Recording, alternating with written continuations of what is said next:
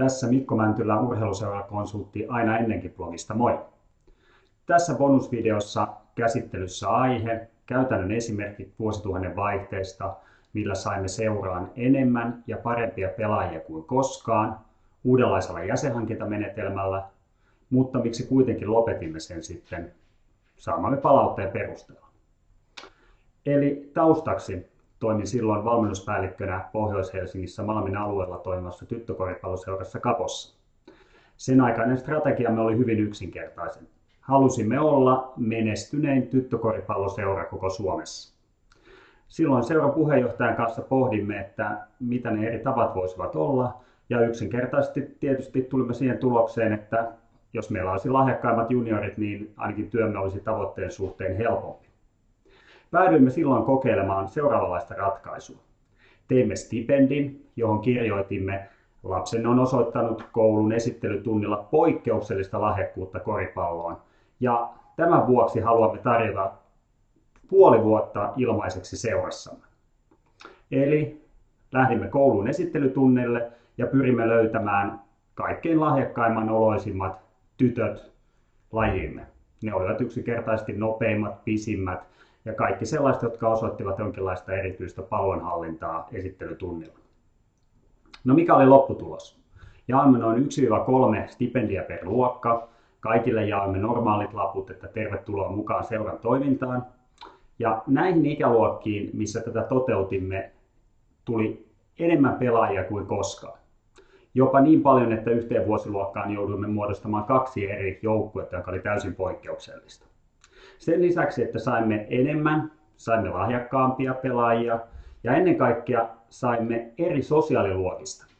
Normaalisti kuitenkin tuollakin alueella oli koripallo ehkä keskiluokkainen, ylemmän keskiluokan laji, mutta näihin ikäluokkiin, mihin annoimme puolen vuoden maksuttomia kokeilujaksoja, saimme kaikista eri sosiaaliluokista harrastajia. Mitä tapahtui tämän stipendijakson jälkeen? Eli kun puoli vuotta oli mennyt ja normaalit maksut, jotka olivat silloin kuitenkin alueen korkeimpia koripalloseuroista, kaikki jatkoivat, jotka olivat tyytyväisiä toimintaan. Ja näin tapahtui seuraavina vuosina myös. Näistä ikäluokista tuli niin hyviä, että kun tultaisiin B- ja A-junioreihin, ne aika pitkälti dominoivat junioreiden SM-sarjoissa. Eli harrastusmaksujen kannalta olennaista on saada mukaan, ja sen jälkeen, jos toiminta on tarpeeksi hyvää, varsinkin jos ollaan menestyksekkäässä joukkueessa, niin ainakin tämän kokemuksen mukaan ja mitä kollegoilta olen muutenkin kysellyt, niin hyvin harvoin varsinkaan lahjakkaat pelaajat lopettavat. Se raha vaan kaivetaan sitten jostain avustuksina, joko sosiaalivirastolta, seuralta, isovanhemmilta tai jostain. Eli olennaista on saada lapset mukaan. No, miksi ihmeessä lopetimme tämän?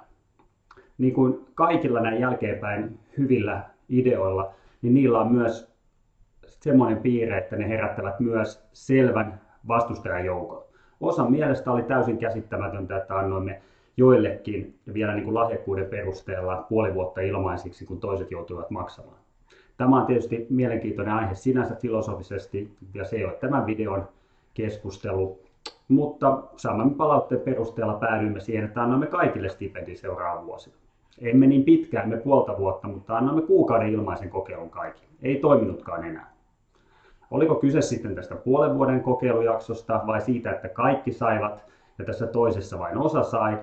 En tiedä, sitä kannattaisi kokeilla, mutta joka tapauksessa tulokset eivät olleet yhtä hyviä.